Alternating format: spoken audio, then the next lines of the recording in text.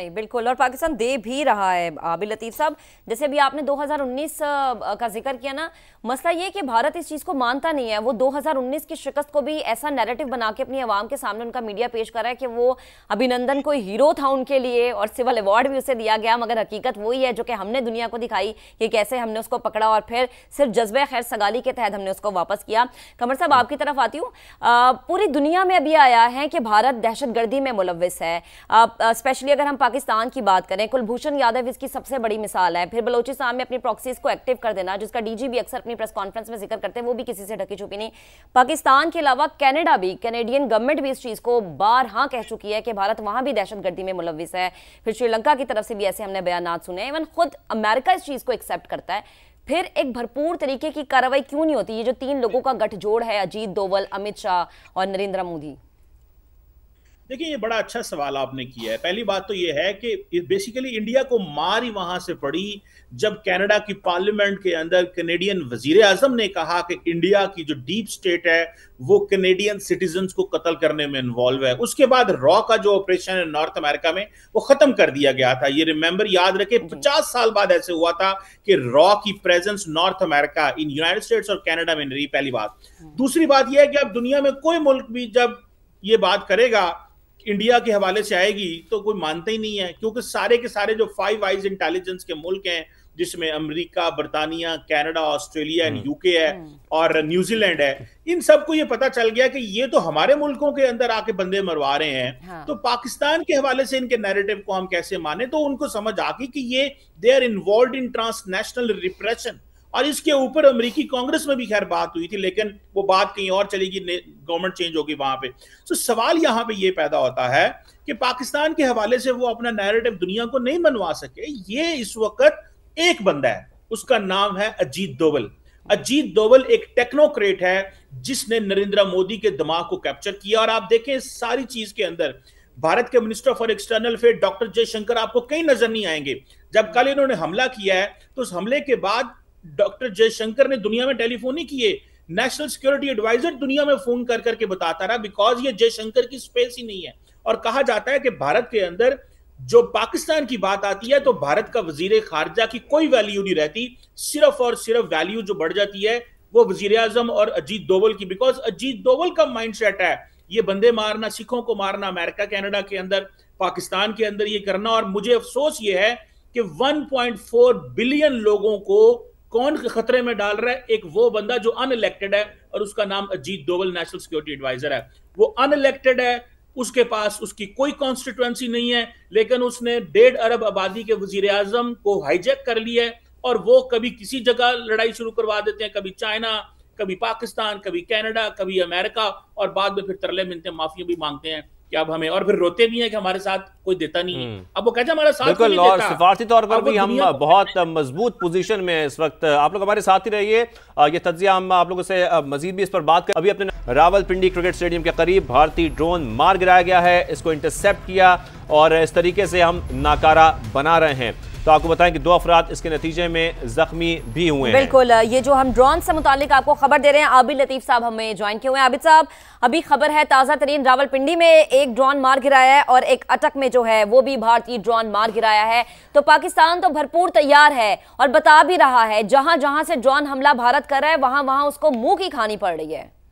जी बिल्कुल, ये देखें, ये ड्रोन जो है, ये हेरॉन ड्रोन जो है, ये इसका स्पैन 3 मीटर है और इसको आप अगर गिराएं भी, इसको आप हिट भी कर दें, अपने टारगेट पे ना जाए और ये डिसफंक्शनल हो जाए, तब भी ज़ाहिर है इसका जो टर्मिनल इफेक्ट है वो जिस जगह के ऊपर भी गिरेगा वहाँ पे डैमेज करेगा। इसके अंदर पेलोड 35 kg के करीब है, रेंज इसकी 1000 किलोमीटर है। सो इनको एक किसी कॉरिडोर से जहाँ पे ये रडार्स के अंदर नहीं आ रहा, वहाँ से ये इसको लॉन्च कर रहे हैं और डिफरेंट टारगेट्स देके डिफरेंट टारगेट्स पे भेज रहे हैं। अच्छा, मैं आपकी जानिब दोबारा आता हूं, उससे बात करते हैं। इस वक्त साबिक सेक्रेटरी खारजा एजाज चौधरी साहब भी हमें ज्वाइन कर चुके हैं, उनको भी शामिल गुफ्तगू करते हैं। एजाज चौधरी साहब, जिस तरीके से हम देख रहे हैं कि डिप्लोमेटिकली अगर देखा जाए तो भारत को तो इस वक्त हजीमत का सामना है, लेकिन दूसरी जानिब भारत एक लो कॉस्ट वॉर पर चला गया है और ड्रोन्स भेज रहा है पाकिस्तान में, जिसको मुकम्मल नाकारा बनाया जा रहा है पाकिस्तानी अफवाज की जानिब से। तो ये जो भारत कोशिश कर रहा है सिविलियंस को निशाने बनाने की, इस पर आप क्या कमेंट करेंगे? बड़ा अजीब दौर आया है जी। उधर इसराइल तमाम किस्म की हदूद फैलान कर लोगों को मारता था नहाते को, और वही अदा हिंदुस्तान ने अपना ली है। बल्कि मेरा ख्याल में इसराइल से ही शायद कुछ मदद भी ले रहे होंगे ड्रोन्स वगैरह की, और ये पाकिस्तान के हौसले तोड़ने की कोशिश कर रहे हैं। कुछ ड्रोन्स तो ऐसे हैं जो ऊपर ही फट रहे हैं ताकि ज़रा खौफ व हरास फैले, लेकिन उल्टा इफेक्ट हो रहा है। पाकिस्तान के अंदर जज्बा और ज़्यादा होता जा रहा है कि अपने आप को हम ना सिर्फ ये है कि उनको उनकी तमाम कार्रवाइयों के खिलाफ सीना सर पर रहें, बल्कि कौम भी मुतहिद है। अब ये कुछ लटकता जा रहा है मामला। ऐसे लग रहा है कि हिंदुस्तान शायद, जिस तरह आपने लफ्ज़ बोला, सही बोला आपने, कि लो कॉस्ट वॉरफेयर की तरफ लेके जा रहे हैं इसको। तो अगर ये उस तरफ जा रहे हैं तो इनका शायद मकसद ये होगा कि भाई हम ये अगर ड्रोन्स भेजते चले जाएं और मुख्तलिफ जो इनके हैं आर्सेनल्स वगैरह जहाँ पड़े हैं उनको तबाह करें, तो उनका वो उसी स्ट्रेटजी पे काम कर रहे हैं कि जैसे पाकिस्तान जो है वो उसकी चूँकि इक्तिसादी हालत कम है, लेकिन वो भूल जाते हैं कि पाकिस्तान इतना कमज़ोर मुल्क नहीं है। ये उन्होंने कई बार आजमाया और कई बार उनको ये पता चला है। तो इस वजह से ये मेरा ख्याल में कोई जो उनकी तरफ से ये जो इस वक्त हरकत हैं, ये तमाम दुनिया के जो कवानीन थे उनकी खिलाफ वर्जी हैं। पाकिस्तान ने तो पहले कह दिया हुआ है कि we also reserve the right to act. अब बात यह है कि अब पाकिस्तान के पास फिर दो चॉइसेस बन जाती हैं। एक तो ये कि हम भी इनके साथ ये लो कॉस्ट वॉरफेयर में एंगेज हो जाएं और फिर हम भी ड्रोन से, लेकिन हम लोग सिविलियंस को नहीं मारते। असल में इश्यू ये है कि हमारा ये है कि हम अपने ऊपर खुद ही कयूद लगाई है कि आम मासूम इंसानों को नहीं मारना, जबकि ये अपने ऊपर से ये कैद हटा गए। पता नहीं इसराइल से सबक सीखा है या किससे सबक सीखा। और दूसरा ये है कि पाकिस्तान इनको इसी तरीके से जवाब देता रहे और अपनी मॉरल हाई ग्राउंड जो है वो अपने पास रखे।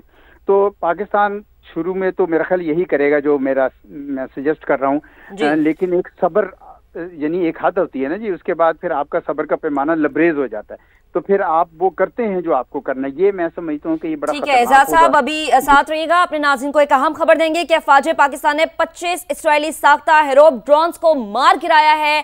तो जो भारत ड्रोन्स आए थे ये इस्राएली साख्ता ड्रोन्स है, जिसके समा ने वाज़ेह सबूत भी दिखाए हैं कि ये तहरीर दर्ज है, जिसको इस वक्त हम आपको दिखा भी रहे हैं एक्सक्लूसिव मनाजिर कि जिस इंडस्ट्रियल जोन में तैयार हुई है ये इसराइल की है और अफवाज पाकिस्तान ने 25 इस्राएली साख्ता हेरोब ड्रोन्स को मार गिराया है। यह हम खबर जिससे मुतालिक आपको अपडेट कर रहे हैं कि 25 इस्राएली साख्ता हेरोब ड्रोन्स हैं जिसको पाकिस्तान की अफवाज ने मार गिराया है।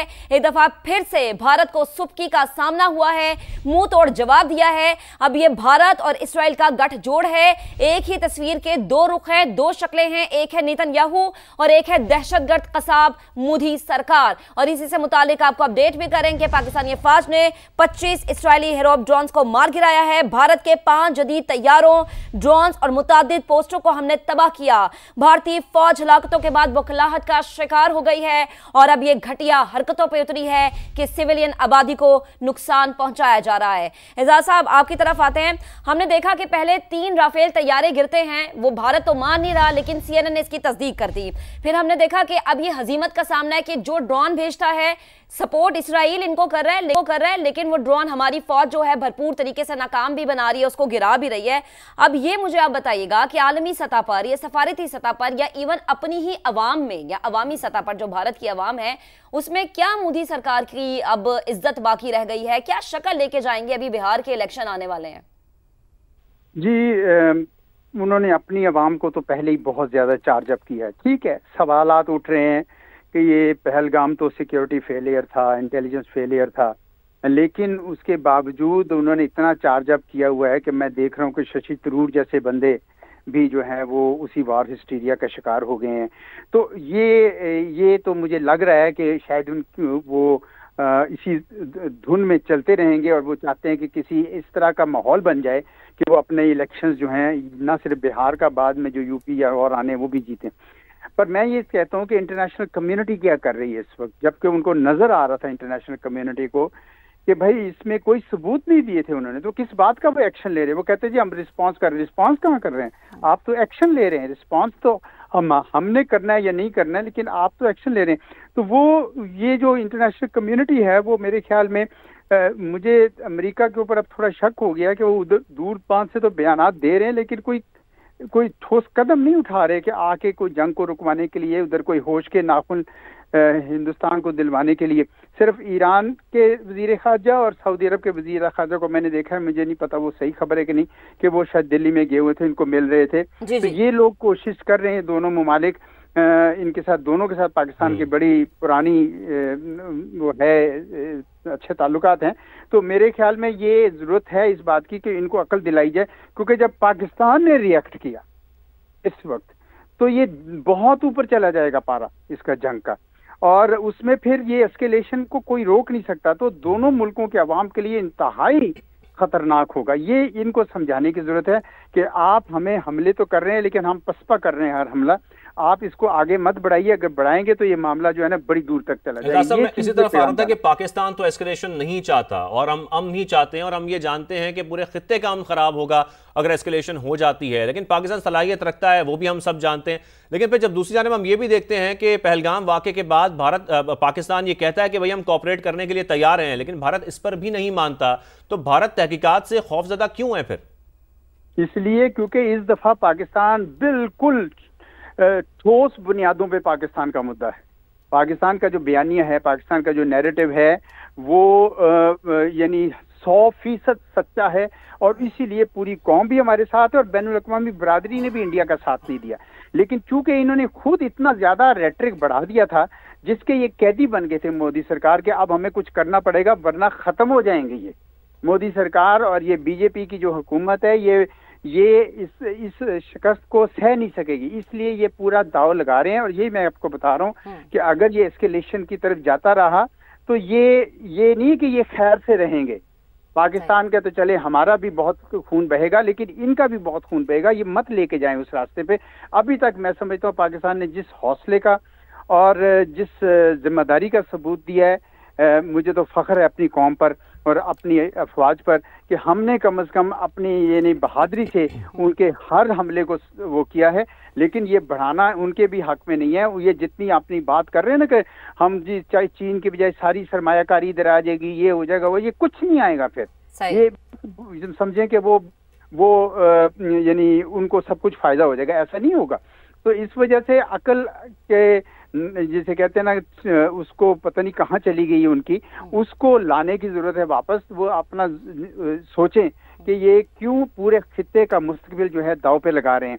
मैं तो यही मशवरा देना चाहूंगा उनको, और मैं कहूंगा कि अपनी हुकूमत से भी कि इस वक्त डिप्लोमेसी को 4 गुना ज्यादा तेज कर दें पहले की बनिस्बत। पहले भी आपने बहुत अच्छी की थी पहलगाम के फौरन बाद और ये 6-7 मई के वाक़े से पहले। आप अब और भी ज्यादा जरूरी है, ताकि लोगों को पता चलना चाहिए, उनको हकीकत पता चलनी चाहिए। सिर्फ अपने अवाम को नहीं, हमारे अवाम तो माशाल्लाह जुड़े हुए हैं, लेकिन अंग्रेजी जबान में जाके सारे के सारे इंटरनेशनल कम्युनिटी के जो सीधा लोग हैं उन तक ये पैगाम पहुंचना चाहिए। अक़वाम मुत्तहिदा में इस वक्त हम सिक्योरिटी काउंसिल में बैठे हैं, बहुत अच्छी बात है।